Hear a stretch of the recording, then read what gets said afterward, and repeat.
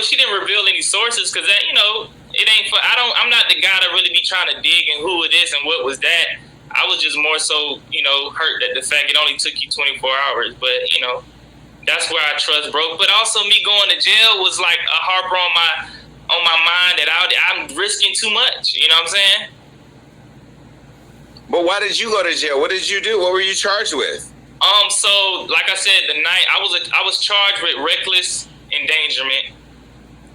The night me and Adam had, did that little pass when we saw each other in person for the first time.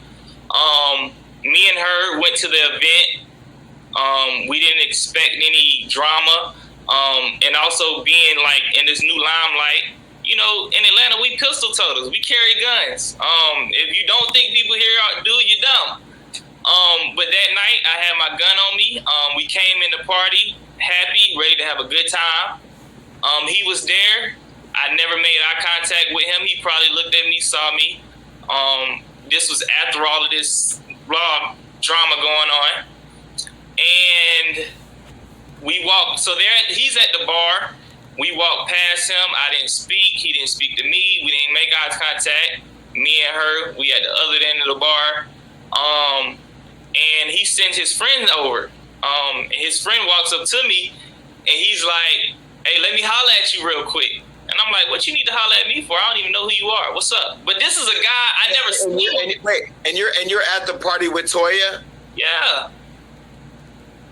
But listen, so he walks up to me aggressively, got really close in my face, like, "Let me holler at you real quick." And I'm like, first of all, I don't even know this dude. Your aggression is a little weird. You know what I'm saying? And at this moment, I still didn't know that he was there with Adam or this was his friend or whatever, such and such like that. So when he did that, I kindly gave him the little form, like, back up. I'm fresh. I got this jewelry on. I'm looking clean. Wasn't expecting any problems. And I told him to back up, and he came back again and did it the same thing, but he was a little bit more closer this time. And it's like when somebody's so close and you can smell their breath, it's like, okay, he wanted to be in my bubble, something wrong.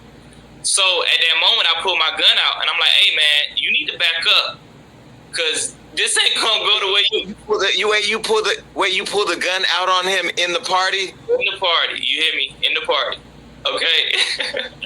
So I'm like, you need to back up, because this ain't gonna go the way you think it's gonna go. Because at this moment, I'm still trying to figure out who are you, and I don't know who you are, but you a threat. So I'm like, we gotta figure this out. So he was, I'm trying to get some stuff figured out. So at this moment, I'm like, let me control this situation, because I don't know what his intentions are. I don't know this guy. Let me control this situation and figure it out after the fact, before, or if I kill him, or may I not, I don't know. So I push him off of me again. That's already. Maybe I kill him. That's what was going on in your head? I mean, hey. What you want me to say, man? You want the tea or not? Wait, so when you're in Atlanta, so in Atlanta, you can stand your ground. Is that a stand your ground state, or if you feel threatened, you can? I mean, I ain't sure if it's a stand your ground or not, but I just know it's self-defense. If somebody in your face and they causing a threat, and you give them like 5 chances to back up, and he don't take the advances, what you want me to do? Okay, I want the tea. Go ahead. Sorry. So let's sum it up. So we I pushed him off of me about 5 times. The last push, I pushed him really hard. We had gained a lot of space in between each other. And at this moment, it's so heated. So when he picks a glass or something off a table, he picks it up and throws it at me, and I duck and it misses me. But I don't know, because it's like, it's a lot going on. It's already heated. You're nervous. You're trying to figure out what's going on because you don't know this person. But in the back of my mind, I'm like, maybe this is something to deal with Adam, right? So then I hear Adam's voice, and he's in the background saying, "Oh, we all got guns in here." So I'm like, "Oh, this is a whole setup." You know what I'm saying? I'm like, "Oh, this is a setup." He sent his friend over to me to try to do something to me, or try to talk to me about whatever, or try to check me.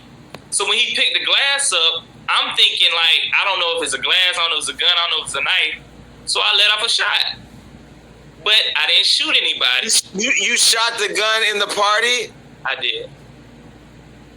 But I didn't shoot anybody. Y'all, it's always the good-looking ones that are crazy, y'all. This is why I'm single. Shit, fuck. It was more so of a warning shot, and I didn't even know what the whole sending your friend over to me.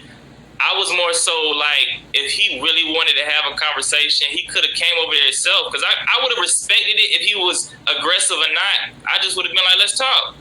Because, you know, obviously I'm around your kids. Obviously, you probably in your feelings about LaToya. So I would have had a conversation. But sending your friend over to try to check me was kind of like, I ain't no little boy. We ain't going to do that. If we going to handle it like men, we going to talk. But, you know, I ended up going to jail that night. So you went to jail for reckless endangerment because you fired the weapon?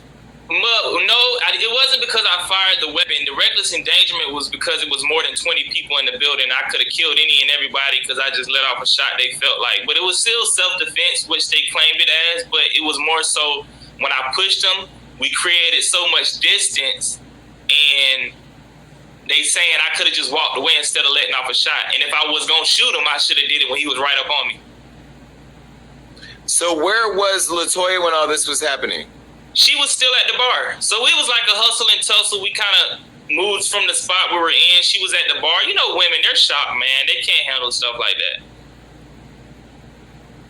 No, I don't know women. I don't. I'm taking your word for it. Okay. So, all right. So that you're shooting up the party. When after that did you find out that she was cheating on you? When you got out of jail? No, man. I stayed in jail for one night. Okay, she came and bailed me out, and everything. And I'm still dealing with that situation. But like I said, it's up to I thought it was cheating because we was only supposedly broken up for 24 hours, and that's when I found out. But I mean, I still felt like she was my girl when I found that out, so I was a little hurt. You know what I'm saying? Did you love her? I definitely loved her, yeah. I still do.